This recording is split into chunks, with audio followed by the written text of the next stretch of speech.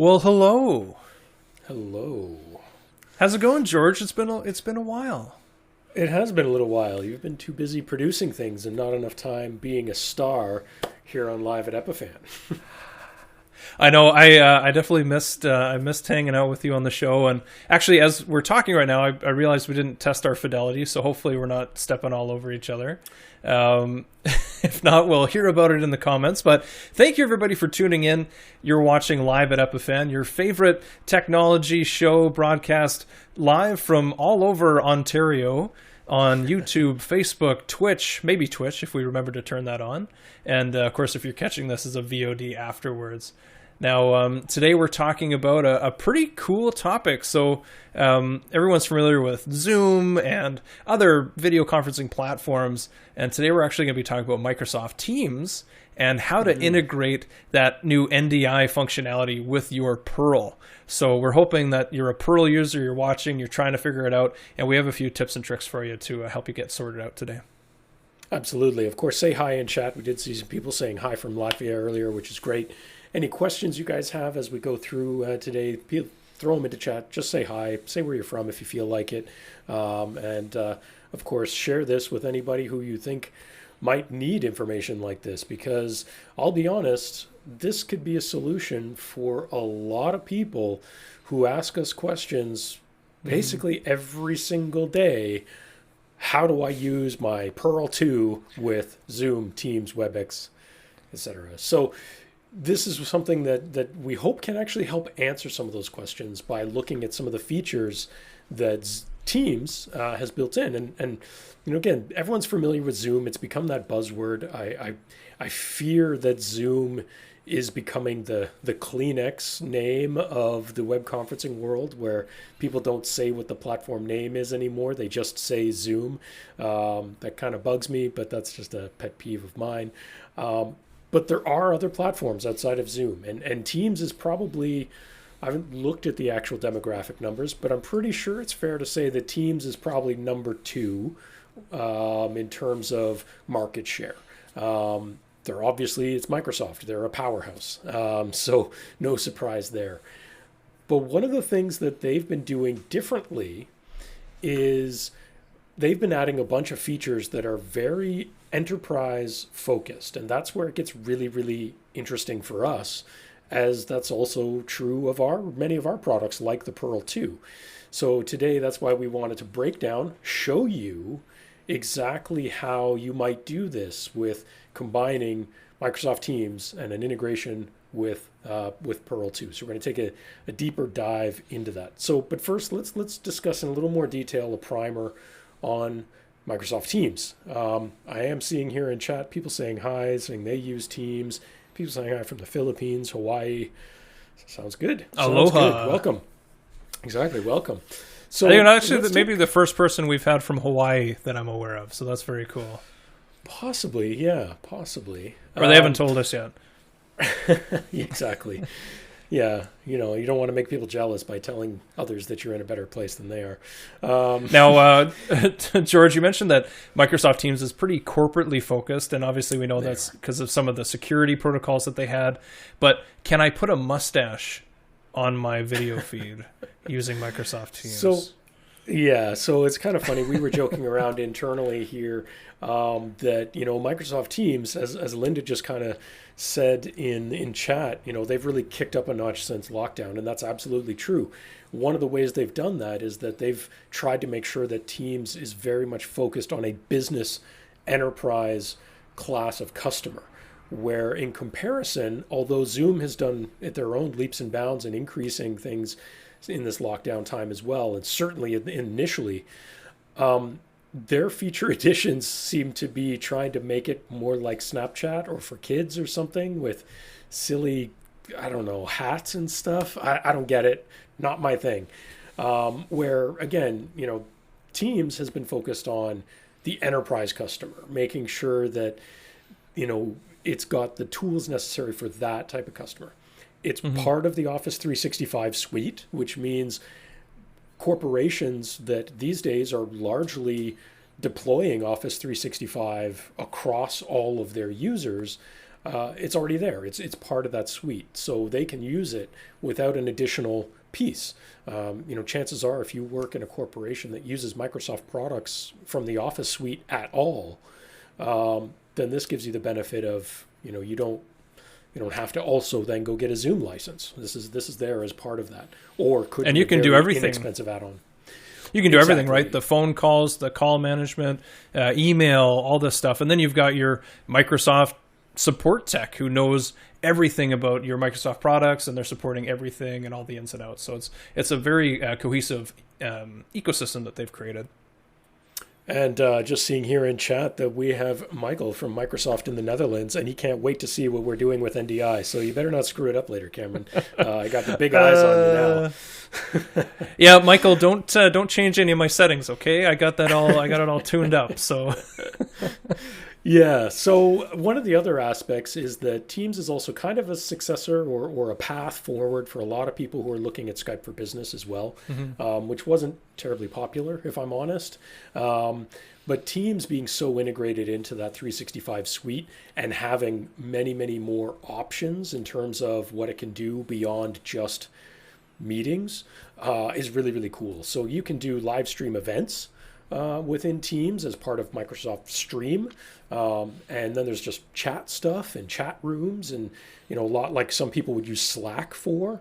There's an aspect of that within Teams. And then, of course, there's the meetings as well and phone calls and everything else. So Teams is now this big umbrella, a suite unto itself, if you will, of all the communication tools you would need within a corporation.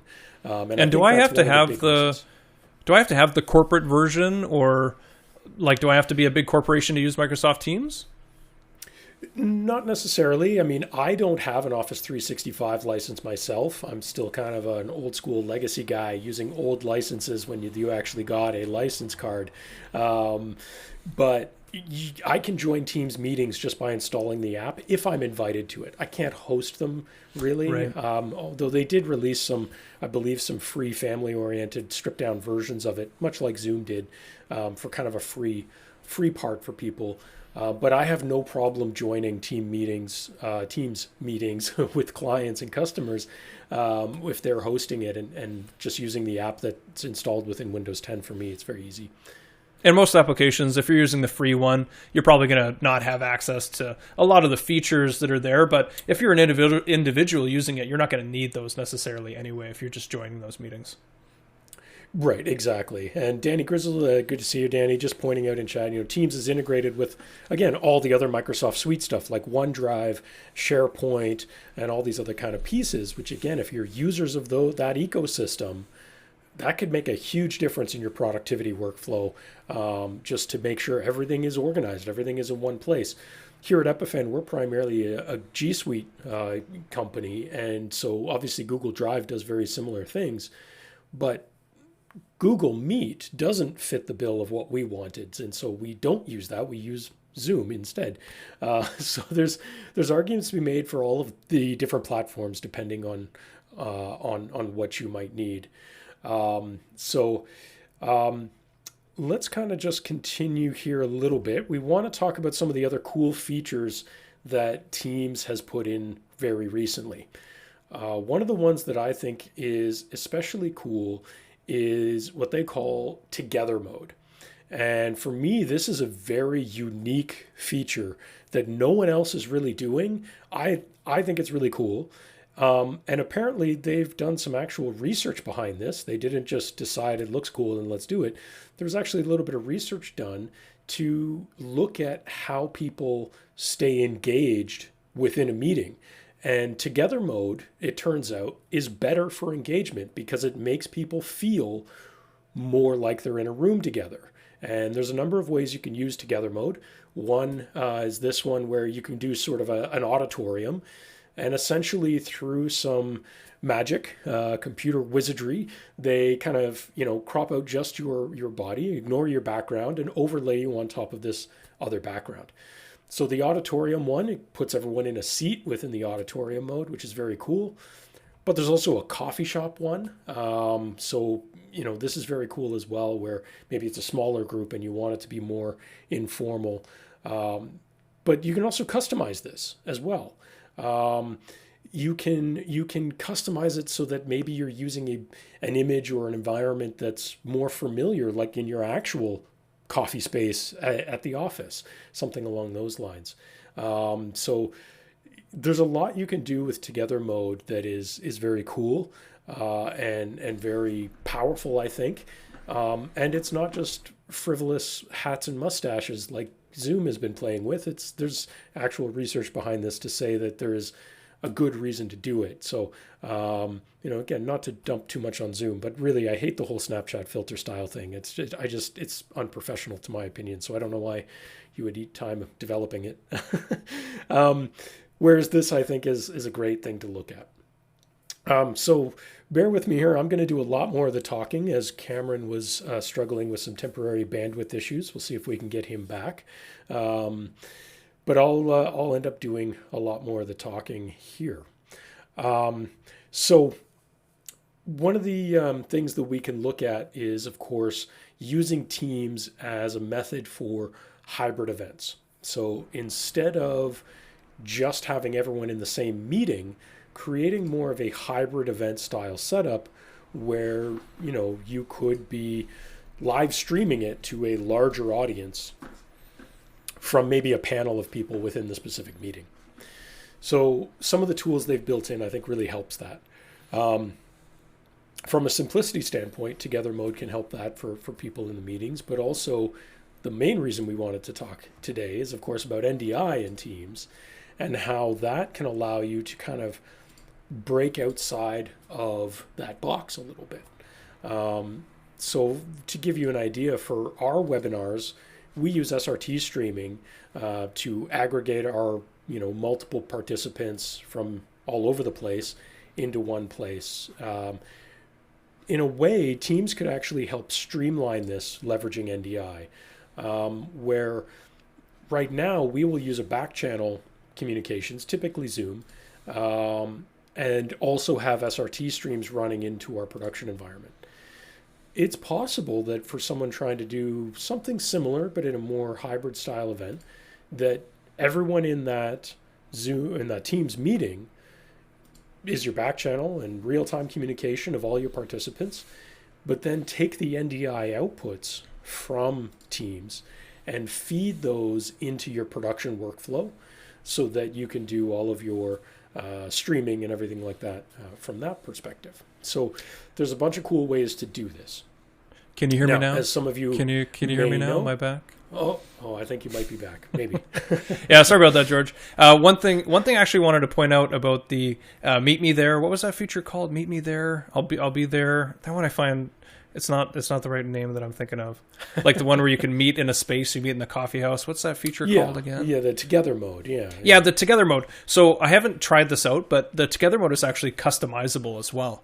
So you can put in your own space and actually have people in an environment that they might be familiar with, maybe a conference room that you don't have access to anymore, a local coffee shop, maybe your own classroom or a courthouse. That would be very important for a courthouse or a municipality setting where you actually have people in specific spots in that space depending on the hierarchy of the organization. Yeah, exactly. So I'm going to finish up one thing here, and then we're going to get into the actual demo and show you guys the stuff in action. So as many of you hopefully know, the Epiphan Pearl 2, our kind of larger, bigger, all-in-one video production system, does support NDI, which means we can use NDI as a bridging mechanism from Teams into Pearl and vice versa. Which means we could take an NDI output from a Pearl and get it into Teams pretty easily as a camera shot. We could also take the outputs from Teams that it's doing over NDI, bring them in as inputs on Pearl as part of our larger production mix. So this is potentially an extremely powerful way of kind of bridging these different technologies. Some people, and we've talked about NDI before on our show, so if you want to learn more about NDI, kind of the nuts and bolts and how it works, make sure to check out one of those episodes. We'll add a card or a link in the description below as well. Absolutely, yeah. We've talked about some of these use cases of bridging kind of the live streaming production world and the meeting world. And that's where the question always comes from is, and I actually did a webinar with one of our partners a couple of weeks ago talking about, what is streaming versus what is not streaming. And meetings, I'm sorry to say, is not streaming, strictly speaking. But anyway, bridging the two worlds can be a challenge. And many people have been doing it with capture cards and cables and all kinds of different stuff. If that works, totally legit. But it adds extra pieces, extra points of failure, and also geographically limits you. NDI, being a network-based technology, kind of eliminates a lot of that, but ends up giving you the same advantages and the same bridge, essentially, but doing it over your existing network where you don't necessarily have to be physically in the same room with your Teams host computer and your Pearl 2. You could just have someone sitting in their office hosting a Teams meeting, and your production system could be somewhere else. As long as they're on the same network, you could pull that NDI stream. So there's some big advantages to using NDI in that respect. Totally. So let's dive into exactly how this works. So Cameron, I'm going to let you jump in and do some sharing here so that we can take a look at things. But while you get set up for that, I am going to look at some of the chat we have. Ryan in our chat here is just saying, what tier of Teams Office 365 is NDI available for a host to add? As far as I'm aware, and maybe Michael from Microsoft can answer this better than I can, but as far as I'm aware, even the basic 365 tier can do this. That's mostly what we have internally here, and we have it mostly for testing. And I believe it was just the basic tier. You do have to enable NDI overall for the organization at an administrative level. So if you are not the Teams administrator for the entire organization, you need to talk to them about getting it enabled.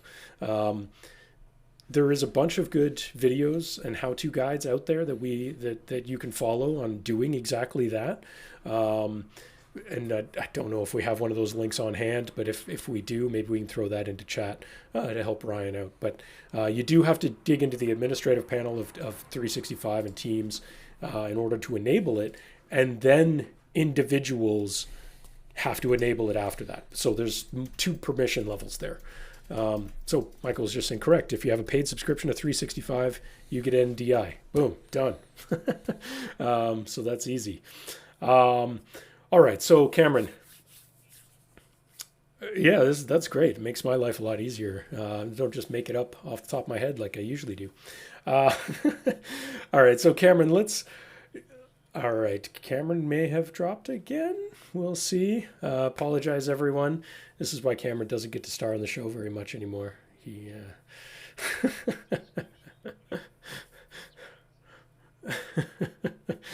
of course, you guys can't hear it, but I can hear my producer and Cameron in my back channel in my ear. So apologize for the technical difficulties. We're going to get this back a little bit here in a moment. All right, so yeah, so we're going to try and get Cameron's screen share up here, and then we will go through a little bit of the setup. So on Cameron's share here, and it's probably a little bit small, but we'll focus in on some certain areas.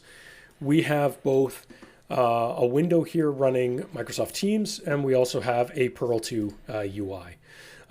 So we have a couple of our colleagues who are actually going to help us on the team side, a couple members of our QA team who are just kind of hanging out, and they're going to help us a little bit on the team side with a meeting we're going to set up, and then we'll show you integrating NDI with Pearl 2.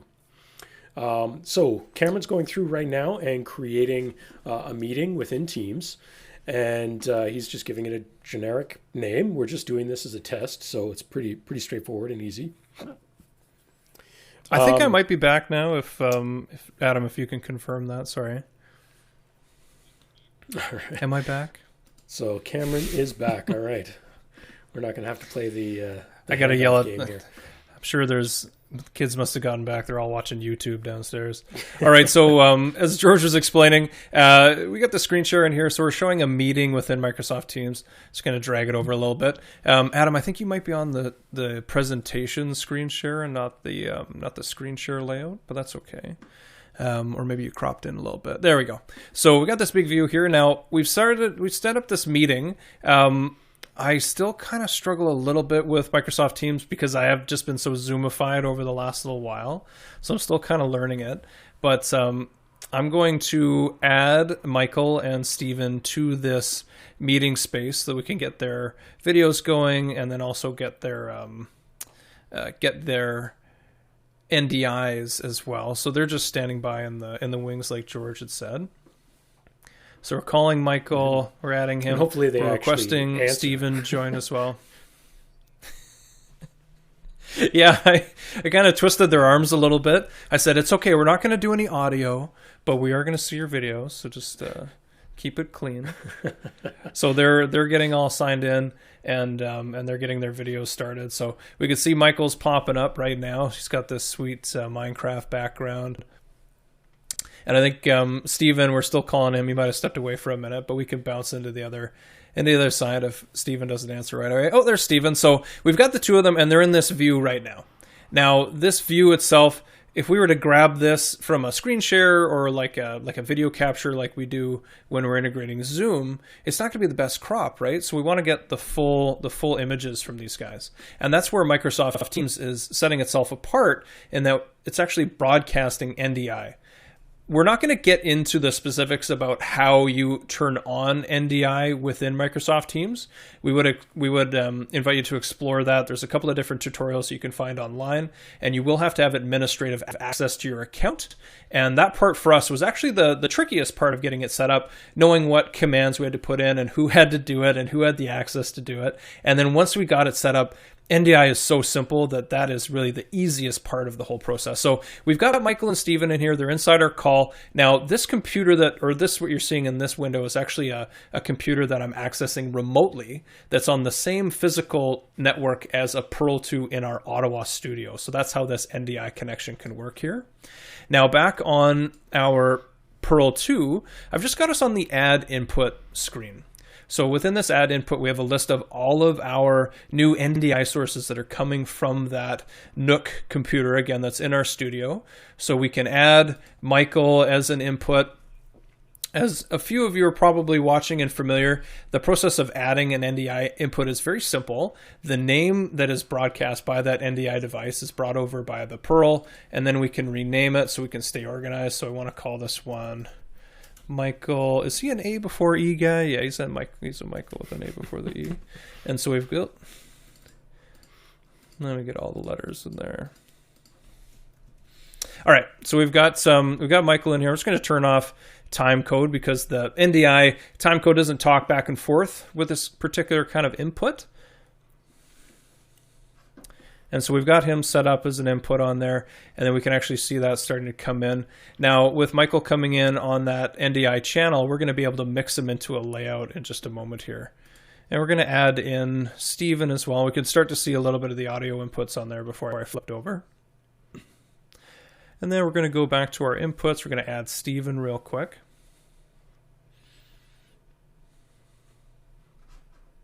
Add NDI inputs.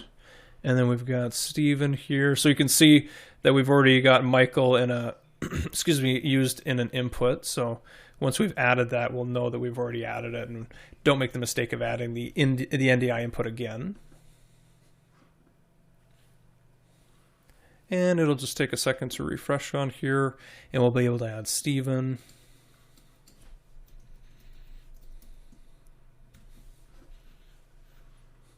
And I'll also turn off the time code on there and just hit refresh. Yeah, just now I think because I am using probably watching that and seeing it kind of a little bit slower than than normal. But Cameron, you are accessing all this stuff remotely, so it's not the smoothest thing. But once it's set up and running, it's pretty easy. Yeah, exactly. Once it's set up and running, it's good to go. Obviously, I've got video streaming from this remote desktop connection, so it's eating up a fair bit of my bandwidth, and that's why it's slowed down a bit. Now, I'm just going to add another channel so we can do a quick layout build just to show us an example, but really adding the inputs is just as simple as that. There's also a couple other inputs that are coming from from Teams, so you can have the active speaker mode in there. And I think, did we play around with that other layout one? I think we did that as well too. And you might have noticed, if you can see this, it's pretty small in the window. Yeah, there's a couple Microsoft Teams does give a warning, so it says NDI is turned on. Let people know that you're broadcasting, because really once you've turned NDI on, depending on your network configuration and your settings for your devices, anybody can actually tune into that NDI source on your network.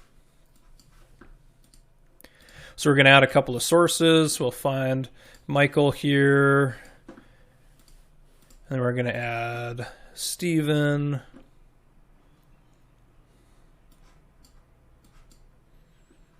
Hopefully we still have Stephen on there. Maybe I made a mistake when I added him in initially. Just going to check this input and make sure that was set up properly.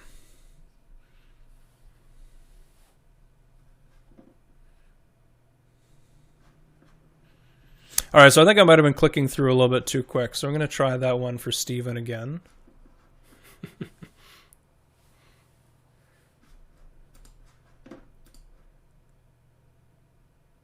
I love these live demos. I'm never as nervous as when I'm doing a live demonstration on YouTube. It's always high risk. And you can test this all.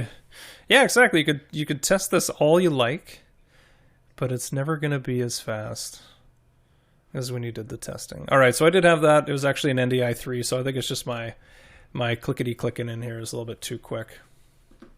So we're going to go back to that channel, go back to our layout editor, and then we'll continue mixing Michael and Stephen together. Now, something worth noting as well, and I can go back to Teams in a second, is that we actually have an NDI output coming from our Pearl 2 that's showing a confidence monitor, and we're routing that back into Microsoft Teams using NewTek's virtual input.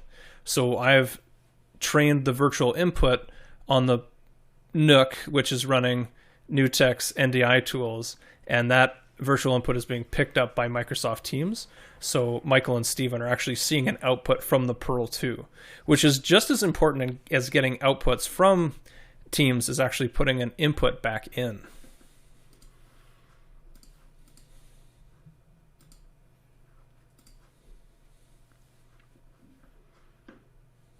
There we go. So we actually have, that looks like a really good quality too, George. Like the resolution that I'm seeing on the layout editor for Michael and Stephen is looking really sharp. That, of course, I believe is an adapted. Actually, if we actually looked at those inputs, it is adaptive. Yeah, and it's adaptive. So maybe our Microsoft man in the chat can do a quick fact check on us. But what we've seen, it is somewhat adaptive. So right now it's at 960 by 540. Which in our testing and using Zoom for some integration with production is much higher quality, because you do get a smaller and smaller quality with the more folks you have in that gallery view. So there it is.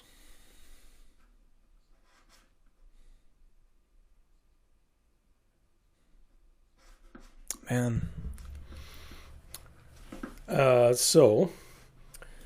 So taking a look at that, you could see, again, it just, kind of setting things up a little bit there. Few people in chat, like Linda, saying Cameron needs to boot the kids off the internet. I couldn't agree more. Or just not live on an island. That might help too. But yeah, Linda was also saying it looks better than the Teams layout. Yeah, exactly. So, with any conferencing applications, a lot of compression and a lot of scaling and totally uncontrollable and automatic happens. One of the advantages with leveraging this NDI stuff is that you're hopefully going to get a less scale and higher quality signal out of Teams to bring it into your production workflow than you would if you're trying to capture the screen and crop it and do all this other kind of stuff. So it definitely can be a much higher quality way of bridging the content into the others. And then as Cameron mentioned, we can also feed it back the other way so that an NDI stream from the Pearl can be brought into Teams so that they can see it as a confidence monitor of what's happening in the production. So that can make a big difference as well in terms of making sure that all the different layers and the participants are all kind of together and in sync and know what's happening with each other. So there's some fun stuff there for sure. So let's see. Trying to think what else we have to show for that. I guess we could try to show that confidence monitor, maybe. But we're going to enable the camera. So Cameron's going to try to turn on basically the NDI camera within this meeting here, and it should be pulling basically the stream from the Pearl, and it's going to show the confidence monitor there, so that the other participants would see exactly what's happening. Into that meeting so that they can get a better view of it. So we'll expand that a little bit, and it's going to show, our two guests exactly what's been happening in the production. Let's see here. Just looking at chat here, there's a couple of questions coming in. Linda was just asking, can you use NDI and Pearl 2 to have more videos than Teams default 9? I actually don't believe that is the default. As far as I know, with the more recent version of Teams, and maybe our friend from Microsoft can correct me again, but I believe with the most recent versions, you can have up to 49 video images or in a gallery view in one shot. Yes, and Michael just said you could do 49 in one. Total participants in a meeting is probably similar to Zoom. It's in the hundreds, but in terms of thumbnails and gallery view of everyone in one thing, it's 49 as the default now. They did increase that, so as other companies have as well. So that's expectation now to be able to do 50-ish on one screen. Saul was just saying, can you use Pearl 2 to record separate NDI feeds for ISO recordings? Yes, that's exactly one of the workflows that this is great for, is that you could take the individual participants' NDI feeds out of Teams or the active speaker view or whatever it is that you want, pull that into Pearl 2 and do all of your recording on Pearl 2, whether that's ISO or whether that's mixing it together with other stuff, whatever you want. Bringing it in over NDI and encoding it on Pearl means that you have the advantage of setting the encoding settings on Pearl to be basically whatever you want. If you're just doing an ISO recording, you could crank that bit rate up to be very high if you want, and that can help as well. So yeah, I mean, that's kind of the demo.